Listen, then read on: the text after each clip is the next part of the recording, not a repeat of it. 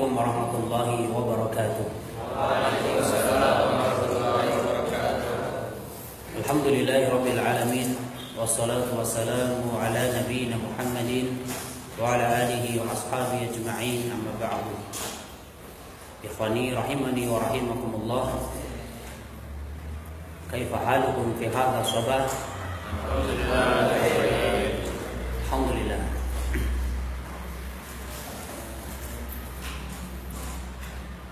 Di pagi hari ini insyaallah, sebelum masuk ke kisah yang pertama, sekitar berapa menit? 5 menit ya. Ya, kita akan sedikit berbicara tentang hal-hal yang kaitannya dengan kegiatan kita di pondok ini, yaitu kegiatan belajar mengajar. Bagi para santri, dia punya sebuah kebutuhan, yaitu apa kebutuhannya? Memasukkan ilmu ke dalam diri kita, masing-masing diri kita. Ya, antum datang ke sini tujuannya untuk dapat ilmu atau untuk dapat uang? Ilmu ya. Kalau ingin dapat uang, di sini bukan tempatnya. Ya, nah. Maka di antara perkara agar kita mendapatkan ilmu yang disebut dengan arkanul ilmi, rukun untuk mendapatkan ilmu. Yang pertama adalah as-samtu. Nanti yang kedua al-istima'. Yang ketiga al-hifdz. Yang keempat al-faham, dan yang kelima an-nashr. Nah, yang pertama adalah as-samtu. Kalau kita belajar dan kita ingin ilmu itu masuk ke dalam diri kita, maka yang pertama kita harus mau untuk diam. Dalam arti ya semacam ini, ketika sedang diterangkan kita diam.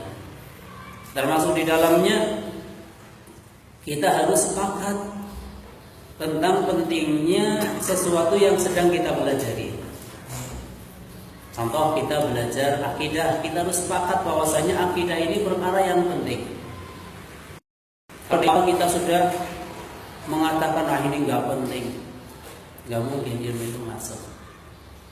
Contoh lain, kita belajar nahwu misalnya, maka kita harus katakan kepada diri kita bahwasanya pelajaran nahwu ini penting. Penting nggak pelajaran nahwu? Pentingnya untuk apa? Sangat banyak ya, untuk memahami kaidah-kaidah bahasa Arab yang dengannya kita akan bisa memahami ayat-ayat Al-Quran dan hadis-hadis Nabi. Dan lebih dari itu, nanti kebutuhan kita adalah kita ingin bisa membaca kitab-kitab para ulama. Alaysa kadzalik? Ahsantum. Ya, jadi yang pertama apa? Kita harus sepakat bahwasanya yang kita pelajari ini penting. Di hati kita tanamkan bahwasanya ini penting, ini saya harus bisa. Kenapa? Karena ini penting. Nahwu, shorof, akidah, semuanya. Ya, semua pelajaran, kita belajar fikih, kita katakan pada diri kita fikih ini penting supaya saya bisa beribadah dengan baik dan benar. Akhlak ini penting supaya saya bisa bermuamalah dengan sesama dengan cara yang benar. Semuanya penting, ya. Supaya apa? Kita semakin yakin tentang apa yang kita pelajari. Kemudian yang kedua adalah al-istima'. Ketika proses sedang belajar, maka harus mau mendengarkan.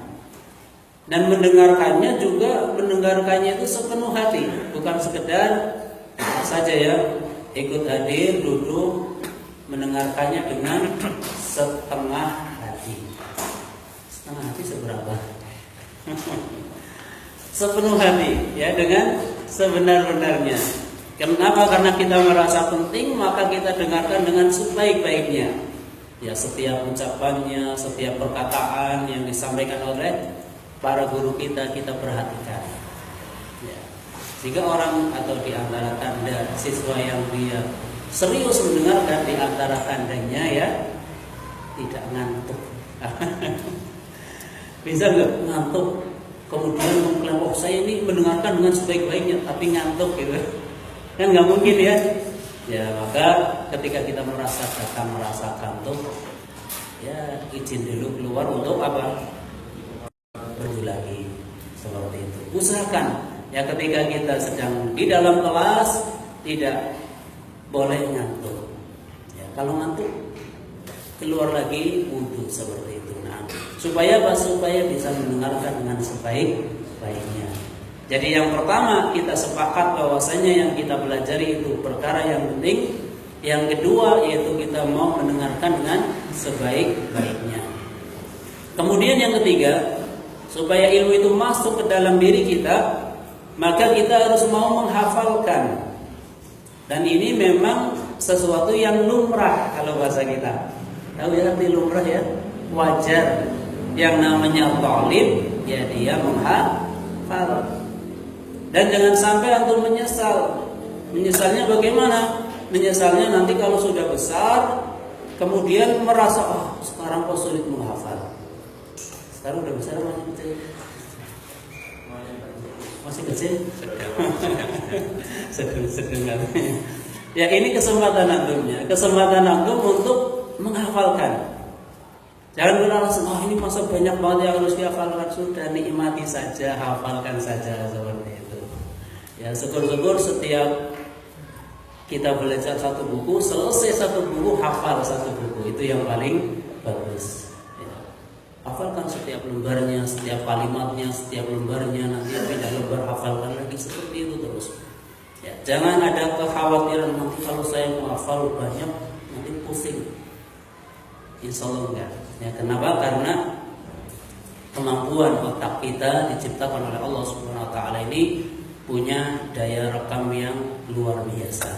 Yang insya Allah nanti yang semacam ini akan kita sampaikan pada pertemuan-pertemuan berikutnya. Jadi hafalkan, ya hafalkan ini penting. Ya hafalkan setiap pelajaran, ya pelajaran apapun hafalkan. Nah, kemudian yang setelah itu adalah al-fahmu fahami. Nah di sini supaya bisa paham sebenarnya diawali dengan menghafal.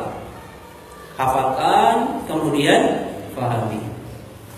Ya mungkin sering anak ceritakan sedikit ya bahwasanya ketika anak belajar dulu anak hafalkan meskipun belum paham ketika itu ya. Anak pernah belajar satu buku, bahkan satu buku itu anak hafalkan seluruhnya dalam keadaan gak paham ini saya sedang menghafal apa. Yang penting dihafalkan. Setelah itu baru pelajari, dipahami, oh ternyata seperti ini, seperti itu, seperti ini, seperti itu. Nah, jadi dihafalkan, setelah dihafalkan difahami. Ketika memahami maka kita masing-masing kita ini berusaha semaksimal mungkin untuk bisa paham. Bagaimana caranya? Targetnya adalah setiap lembar yang kita pelajari kita tidak akan berpindah kepada lembar berikutnya sebelum kita hafal dan paham.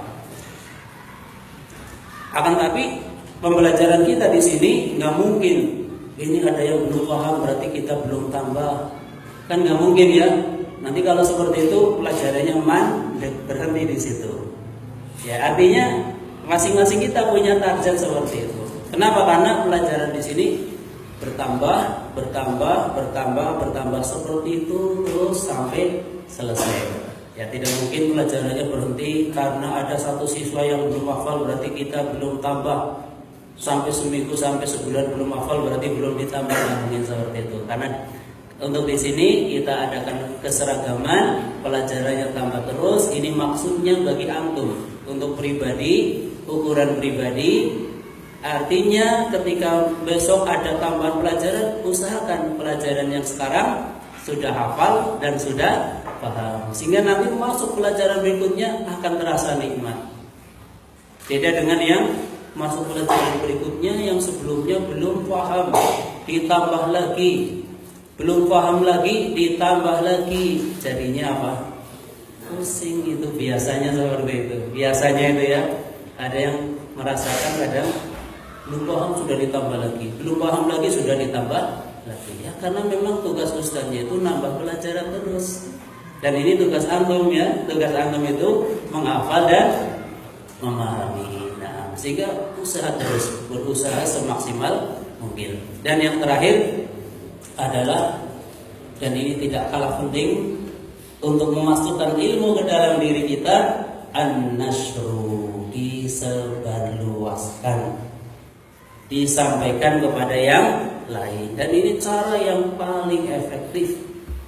Ketika kita sedang menyampaikan, ketika kita sedang mengajarkan, sebenarnya itu adalah untuk memantapkan ilmu tersebut ke dalam diri kita. Ya. Mungkin sebagian antum ada yang punya murid TPQ gitu kan ya. Ajarkan di sana, tidak masalah, sedikit demi sedikit.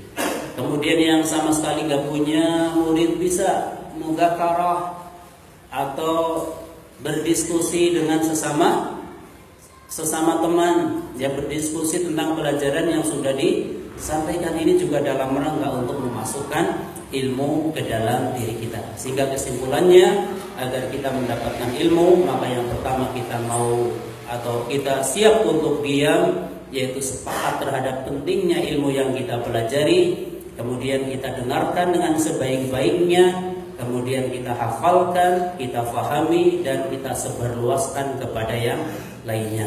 Demikian yang bisa disampaikan. Atas kesalahan kekurangan, ana minta maaf yang sebesar-besarnya. Wallahu a'lamu bishawab. Subhanakallahumma wa bihamdika, asyhadu an la ilaha illa anta, astaghfiruka wa atubu ilaik. Wassalamualaikum warahmatullahi wabarakatuh.